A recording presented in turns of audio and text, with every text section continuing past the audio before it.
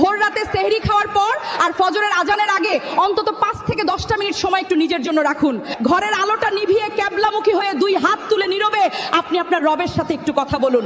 সারা জীবন তো মানুষের সাথে অনেক কথা বলেছেন, এবার না হয় আল্লাহর সাথে একটু কথা বলে দেখুন। বিশ্বাস করুন, রাতের নিস্তব্ধতায় প্রভুর সাথে কথা বলার যে অদ্ভুত এক শান্তি আছে তা হয়তো অনেকেই জীবনে একবারও অনুভব করেননি। তাই আজ একটু চেষ্টা করেই দেখুন না, আল্লাহর সাথে কথা খুব সহজ ভাষায় একদম নিজের মতো করে বলুন।